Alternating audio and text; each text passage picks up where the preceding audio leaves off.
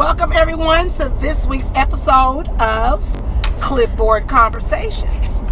I am Coach D and I am the clipboard lady. Everyone knows me as being the one that utilizes the clipboard on Lifetime's hit television show Bring It. That gentleman back there is Councilman Edmund, Ward 7. That gentleman there is the Lamont. Okay. All of us have been privy to cuts and have seen cuts or have been cut at some point in time. And my advice today is going out to coaches who have to deal with parents that want to cuss them out, yelling like a fool because their children are being cut from different things. Now let's start here. First of all, every parent feels like their child is a celebrity, superstar, amazing, this perfect dancer, because I feel like my child is everything.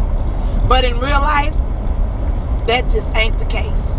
Some kids are better than others. Some kids learn slower than others. Some kids learn faster than others. It doesn't mean that child is not amazing. What it means is that child is not perfect for what's needed at that particular moment. When coaches are having cuts, they're having cuts for a specific reason based on something that they need for a specific show.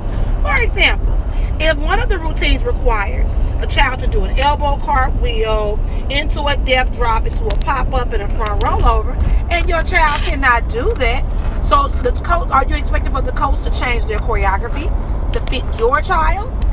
Or should they just cut your child out of that part and move forward?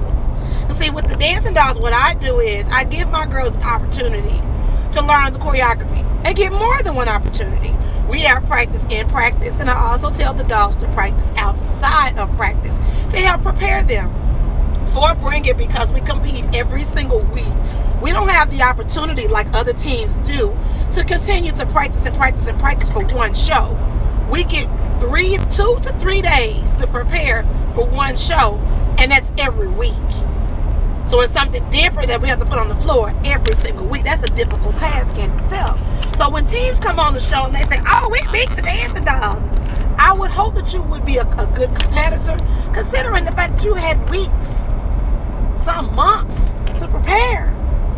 So anyway, back to the task at hand. Coaches, when you have cuts for your team, under no circumstances should you stand there and allow a parent to yell at you, to curse at you, to belittle you, to berate you, or demean you at any point, because number one, you're grown.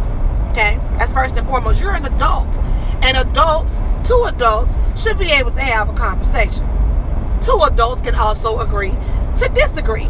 You don't have to like the fact that the coach cut your child, but you have to understand why the coach is cutting your child. I think that coaches need to have conversations with their parents and explain why their child has been cut and what they can do to get better. And parents need to accept why their children are being cut and help them get better and stop blaming the coaches. A lot of these coaches feel like, well, they don't like me, so they're taking it out on my child.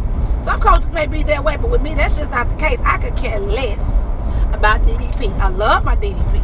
I do. I love them. I do. But their opinions and feelings when it comes to me having cuts for their daughters for any routine doesn't matter. I am looking for a specific thing when we're getting ready for a specific performance. Am I right or wrong, gentlemen? You're right. I mean, the thing is that with these coaches, with the coaches, if a parent comes to you and they're yelling at you and they're cursing at you, you have two options. You can stand there and be the fool and yell and curse back, or you can do as I do. Ask them, are you done? Because I'm not going to argue with you about a decision that I made for my team. And when I'm done and you're done, get your daughter or son and have a good day. Coaches are placed in charge of teams for a reason. Also, to coaches, you have to make sure that when you're doing cuts, your cuts are fair. Make sure that you are looking for specific things, and those specific things you're looking for, you put the best people out there on the floor to help you win. And I think a lot of parents don't realize that when coaches are doing cuts, they're looking for specific things so that their team can win in specific categories. Like, I'm gonna give you an example for some of my girls. I'm not gonna name any names. Some of my girls are not good at field show stuff. They're not good at stunts and tricks and things like that.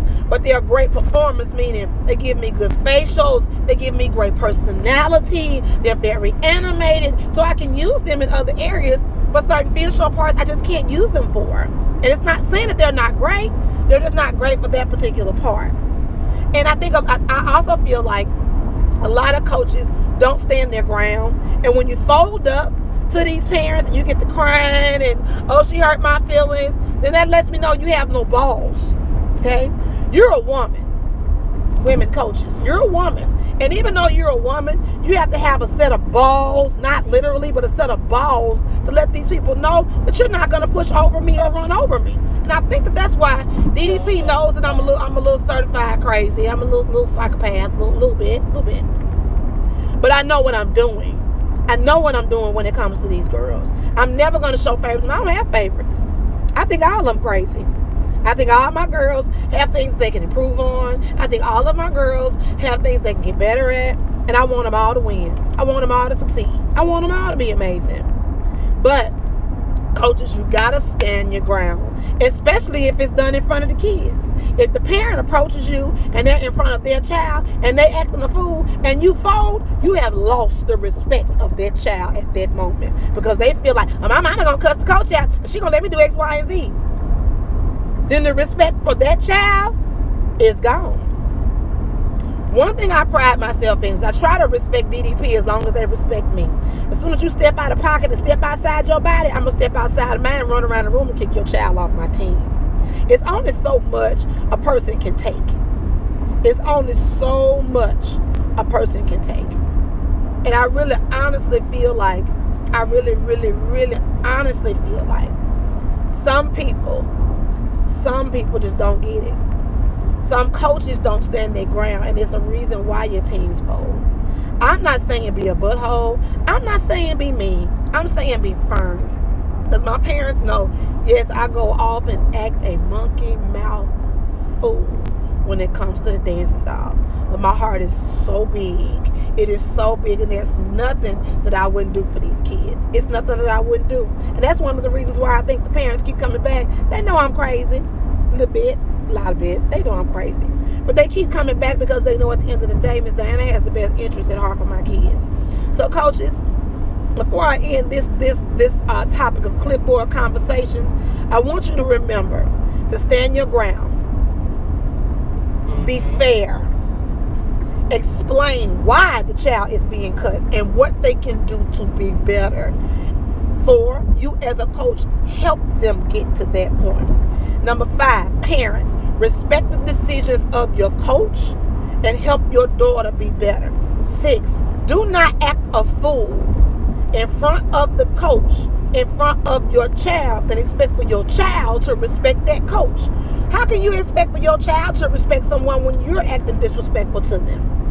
A lot of these things plays factors into making sure you have a successful organization, and especially when during cuts. I mean, cuts are a hurtful thing. You want your child to perform. You want to see your baby out there. You want to see him out there in the fringe and carrying on it. I get all of that.